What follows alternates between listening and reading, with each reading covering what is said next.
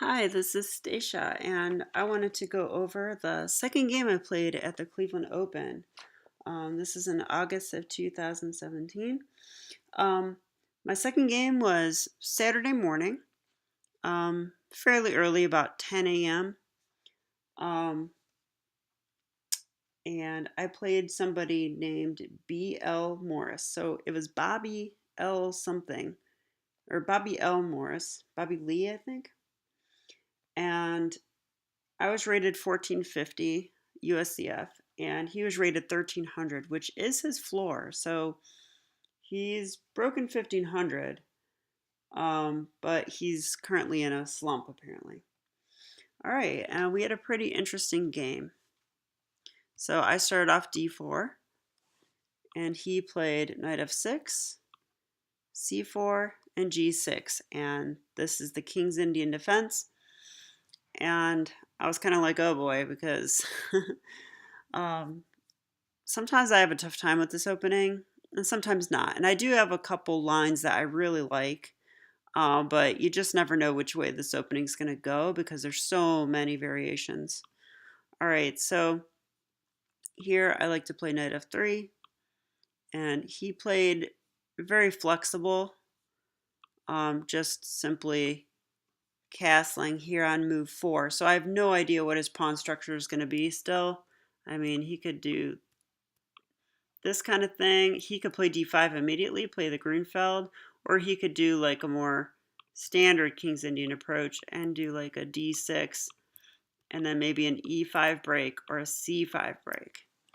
So against all of these, I like to play the Fianchetto variation. So, but I was really nervous after I almost didn't play g3 because I I don't like the Fianchetto variation of the Grunfeld.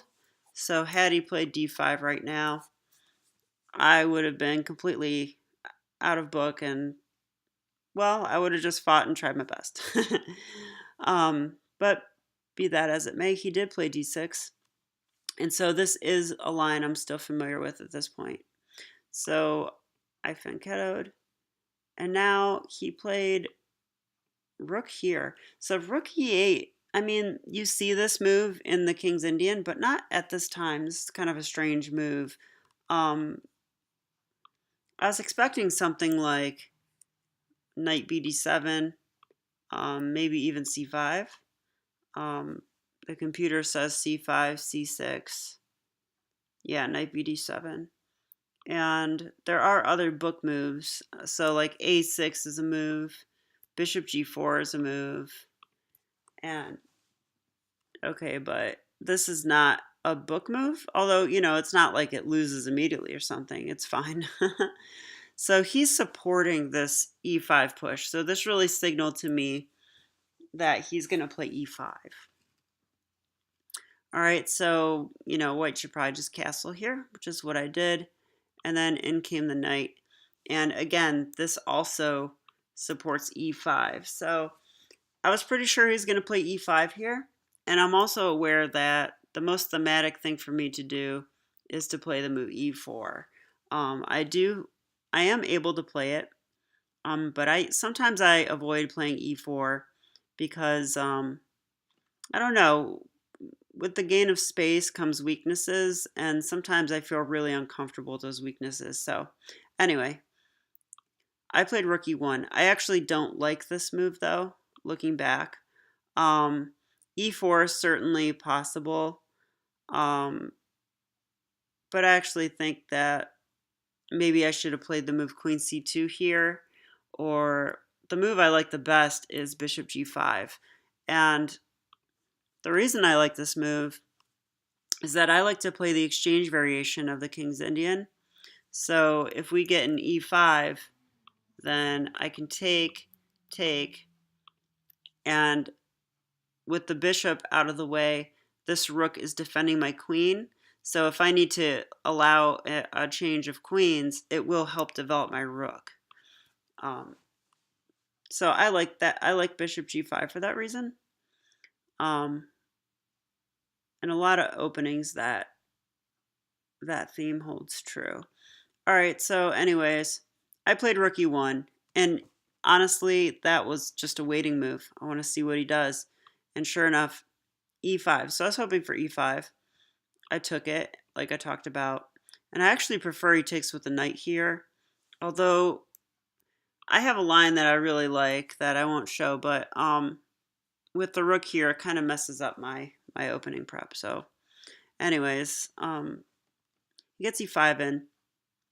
And now a lot of times it looks like black can play e4 and that you want to stop it. And I do kind of want to stop it, but the knight can go to g5, and then there's a discovery on e4. So black has to prepare it a little better. So anyway, now I play queen c2. So I'm just eyeing the e4 square now. So making it more difficult for him to play e4 and dislodge my knight. Rook b8. I thought this is a little slow, but I get what he's doing. He's getting the rook off the diagonal with my bishop. Probably c6 is a better choice or something. Let's see what the computer wants. Yeah, the computer wants knight c5, just putting the knight on a good square. And it actually does like e4, which is interesting. I think e4 loses a pawn, but let's take a look for a second. So e4, knight g5, and it's that scenario I just talked about. Oh, they're saying knight c5, so defending this way. And now there's a lot of guys on this pawn. Yeah, that does look uncomfortable. I did not see that knight c5 would support that. Okay, I'm glad I didn't play that. All right, so rook b8. And as much as I didn't want to play it, now I couldn't think of anything better than e4. It just seemed like the right move. Computer says rook d1. Yeah, I don't know. Or a3. a3 seems slow to me. I'm not sure what that's supposed to do besides maybe prepare b4. And rook d1, I mean, I already moved my rook. I mean, it wants to put it opposite the queen. So I wasn't going to play those moves. So I played e4, which, you know, is a good move in this position. I did feel better about it now that I have the queen on c2, where it can eye these pawns and defend. All right, so queen e7. And I looked at that move and I thought, I did see this tempo move. So I wanted to punish this, and I wasn't really successful, but I do kind of like my next few moves. So bishop g5, h6 I expected, but the knight's pinned, so now I can play knight d5. And this had to be a little uncomfortable for him, even though, sure enough, he can play queen d8, and he's totally fine now because my bishop's under attack. So I have to retreat. I planned on this in my calculation.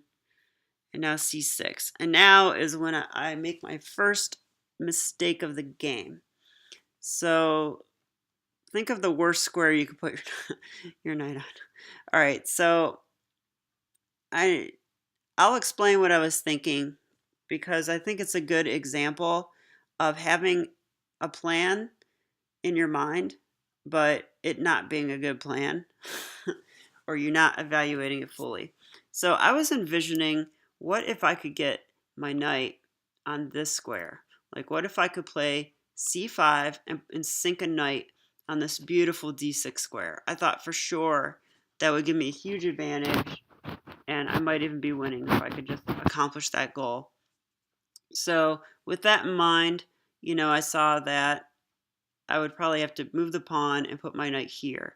For that reason, I wanted to go through e3 to c4 to d6. This was my plan, and turns out it was a bad plan, and maybe you can tell me why. So I started with knight e3, and this is not a good move. Why? Because now I'm blocking the defense of the e pawn, and after knight c5, which I should have seen, my e4 pawn is under attack, and I don't really have a way to defend it. So the thing is, I can defend it, but the interesting thing is that I'll have to give up a rook and a pawn for 2 pieces. I actually think that's a good trade, so I was willing to go into this, But again, I just picked the wrong square. Computer says knight d1 would be just fine. And I get that now. I think the knight would be just fine coming back here. But no, I went here because I still had dreams. I was still thinking that maybe I could move my bishop and then do this thing. I was still thinking about that, but I just think it's just way too slow of a plan. And that's the reason it didn't work. Instead, I put my knight on f1. So you be the judge. Is that a good knight? All right, but I am defending my pawn now. But as expected, he did take it. So, all right, I'm going to do my plan now. I'm going to exchange my rook for 2 pieces and a pawn. But he did catch me off guard here. He played bishop f5. I thought I was in big trouble here. This is obviously pretty scary. I was like, oh my gosh, I didn't see this move. Like, wow, did I just screw up? But, you know, I did try to stay calm and find a way out of this. And I found the move knight h4. And the thing about knight h4 is now my bishop is also defending the rook. And I'm attacking the bishop. All right, so anyways, he took. I took. He took. I took with the queen. And now I have a centralized queen. And all right, I actually didn't mind my position from this point. I actually thought it was okay. And then he played the move queen d4. So I didn't expect this move either. The computer doesn't think it's the best ever, but it actually does. No, it does think it's the best ever. It also likes queen d6 or queen d7. So definitely just connecting the rooks. All right, but queen d4 is good. And I think his point was that if I take this, this pawn advances further, and he'll be able to play this move. And that looks like I'm going to be dealing with an annoying pawn for the next 3 hours. So that being said, and with the queens off the board, it's more like an endgame, or it is an endgame.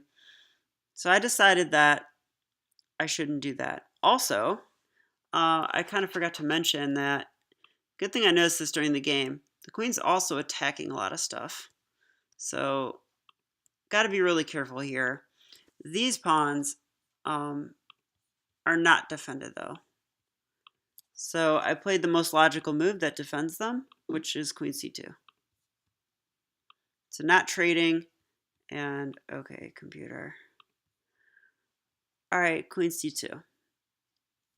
He played e4. Another move I wasn't really expecting, but I think it's a decent move. The thing about this move is what? Yeah, I want to get my knight back in the game. Kind of hard to do when there's a pawn on e4. So I have the best knights ever, except the opposite of that. And he has a centralized queen, and his rooks are going to be coming in the d file probably. And yeah, my bishop's not great. I don't know. It's okay. But I've got problems. And computer says actually that white's totally fine and it's plus 0.4. Kind of surprising.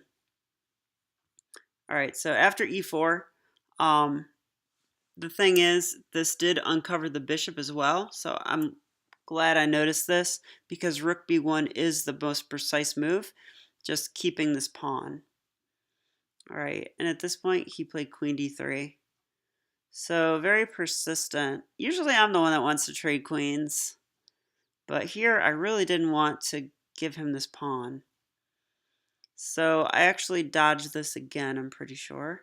Yeah, queen c1. Computer says it's the best move. And I actually played well. I was finding all the best moves, although maybe they're just forced. The other thing about queen c1 is that we're attacking this now. So he defended. And now, knight e3. So I want to get my knights back in the game. If these guys get active, I think my position's totally fine. And based on the computer eval, it just seems like that's probably unstoppable. All right, now rook b to d8, highlighting the fact that rook b1 was kind of wasteful. So he did end up losing a tempo. Although it's moved 25, so I don't think it matters that much. And then I played the move bishop c3. Again, top computer choice. So I'm pretty happy with this. My idea was, I think I just wanted to trade off the bishops. This guy is just problems for me. And I'm pretty sure I had another idea too, although I can't remember. Oh, the other problem is, of course, my bishop was attacked. All right, so he did take here. And would you take with the queen here? I really hope not, because you'd blunder your rook. Don't forget this guy. All right, so I had to take with a pawn. And I know that's a bit of a concession. I have those wonderful double isolated c pawns now. So the end game's going to be rougher for me. Yeah, but at the same time, I did gain the b file for my rook. So, all right, b6. And now I wanted to get my knight into the game. The computer actually says knight g4, which I can understand because I did see this, although I figured he would also see it and just simply defend it. Instead, I wanted to get my other knight off the rim, so I came in through g2, which is fine. And then he played, yeah, tried to trade queens again. So very persistent. So this time I do oblige, but I kind of say, well, if we're going to trade, you have to do it my way. I'm a little disappointed because I did look at this move, queen a3, and my queen can attack this pawn here, but I didn't really see, like, I thought maybe my queen might be out of the game here, but the computer says that's the only move that maintains an advantage. Probably because it saves a pawn. Because after this move, I think it's inevitable I'm going to lose a pawn. So he finally got his wish, and now the rooks are coming in. So rook d3. Yeah, and truth be told, I do like black here. Yeah, he's got two rooks, and they've got an open file, and I don't like my pawn structure. I think black has better pawn structure. And black has this kind of dangerous pawn, although it's not a pass pawn, but it's a bit dangerous. All right, so rook c2, and I'm defending the pawn. He doubles up, and now knight f4. So attacking the rook, getting my knight into the game, but now rook d2. And I saw this, but truth be told, I didn't see a way to save my pawn. I figured I was just going to lose a pawn. And now I played a4. So my idea with a4 is just that I figured his next rook is going to come in, and he would win that a pawn, so I moved it out of the way ahead of time. All right, so he takes, and okay, here he played the move g5. I had to be really careful here. Where would you put the knight? This seems like a very logical square, and I almost made this move, but bam. Yeah, gotta watch out for tactics. So luckily I did see that, so I didn't move the knight there. I put it here instead.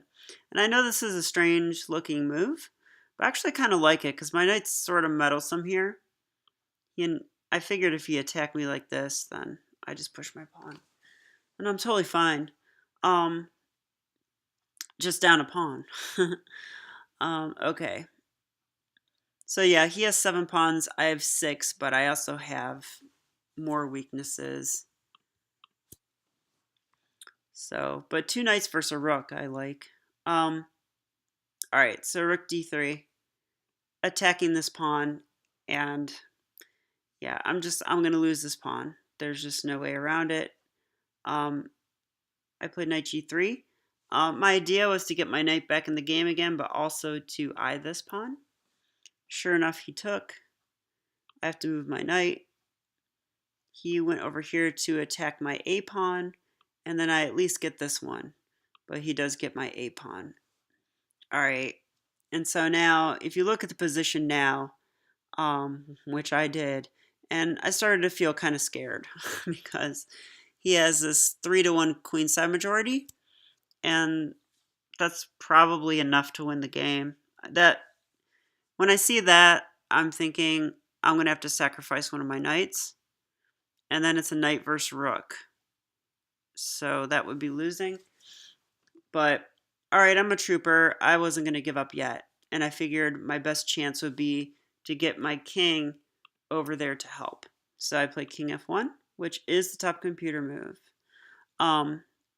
Rook b4. So black has a real clear plan, doesn't he? He's going to play, well, actually, you can do this. So it's going to be a5, a4, a3. This is his plan. And I'm going to try and get my king over there to stop him. So I'll just play these moves. This is how it went. Okay. And now I saw rook b2 check, but I didn't really see a way around it. So now he wins another pawn. Now the computer says that white is completely lost. It's giving like a -4 evaluation. And of course I completely agree. I knew this during the game, but I figured, well, I have 2 knights. And I think this is important, especially for lower rated players. I mean, okay, I'm 1500, which is pretty low. I mean, even for amateur. But players even lower rated than me, this is good advice, I think. And that's just never give up. Just don't resign. Be as annoying as possible and play for tricks, right? I figured, I know I'm losing here, but I also have 2 knights.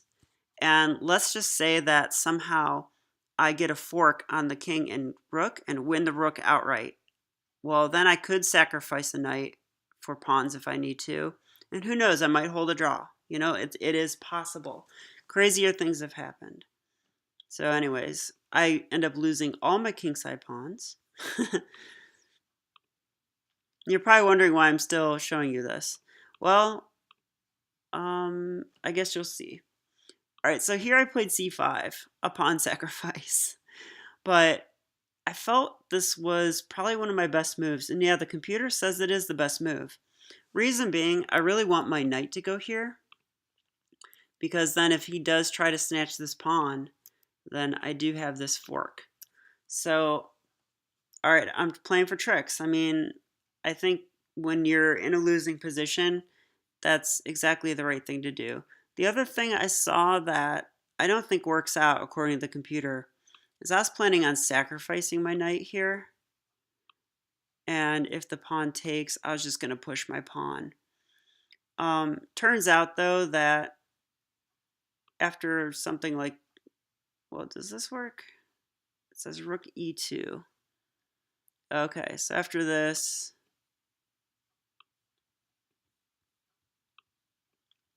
I think this gives me more practical chances than the other version. Let's put it that way. Yeah, rook c8, and now the kingside pawns are going to win the day. But still, I liked my little pawn sacrifice because it does pose problems for him. And now with these pawns doubled up, they're less of a threat. I can blockade with a knight, like I just did, and then deal with the kingside pawns with my king and other knight. So that was my idea. Of course, I'm still losing, though. All right, so he takes. Or I'm sorry, no, he did not take. That would have lost him. That probably would have lost for him. He played f6, so defending the forking square. So he did see that, of course. And now knight e3. Yeah, and I'm going to kind of fly through these moves because okay, so this is a critical moment. I honestly thought that he should have sacrificed the exchange much, much earlier, like when he had the pass a pawn. But I think now, you know, this still looks winning for black, but the computer's saying it's a draw right now with perfect play. But I don't play perfect. It says Yeah, it's fascinating, but after king f2, I'm losing again. The correct move here is knight e4. So it must be taking this pawn and creating a blockade, and then, yeah, I don't know. Can I stop these connected pass pawns with my king? Computer can, apparently. All right, so I'm losing, but not as bad as before. Yeah, that king move loses. Okay. And it's hard to say. At this point, we both had 3 minutes on our clock. Pretty surprising since this was a slow time control game. So it was 100 minutes for the first 40 moves and then 30 minutes sudden death with 10-second delay. So we were both in blitz mode here. And at some point, he starts pushing this pawn and he abandons his kingside pawns. And sadly, just like the sacrifice, he miscalculated. So what happens is my king comes in and gobbles up these pawns. And then this pawn is left at the end. And last second, I get my king into the square of the pawn. And he cannot make it. And it ends up being a draw. So if you can believe that, yeah, pretty crazy. I obviously deserve to lose this game. But I was pretty ecstatic because, well, I was completely lost and I got a draw. So that was really good for a 5 hour game. And this was my first tournament game that I didn't lose. So a step in the right direction. The girl on Friday night, you can watch that game. It is posted on my channel. It was against Chloe Wang. She very convincingly defeated me, and despite being much lower rated. Um, so I was very happy to get a draw. And yeah, so just critical moments. Um, I think the way I played this was a little overextended, but fine. Um, but here, this is a big mistake. This knight e3 and knight f1 idea turned out to be completely wrong. Exchanging the rook for 2 pieces was good. Not trading queens was good. Yeah, and I really like my play in the early middle game. Getting my knights active again, good idea. Yeah, and then I played this the best I could, but it was very difficult. So anyway, probably the biggest lesson of this game though is to just never give up, right? I mean, I had 2 knights on the board, so I knew there might be tricks, and my opponent blundered, and it cost him the win. So there you go. Thanks so much for listening, and I will be posting my other games. I have 3 more that I played in the tournament. So next, I will do game 3. This was against a college student, um, and it was a Scandinavian. So that was my Saturday night game. So I'll post that as well. Thanks so much for watching, and if you have any advice on, well, my play or my videos or anything you'd like to see for that matter, go ahead and please comment, and I will likely do it. Thank you. Bye.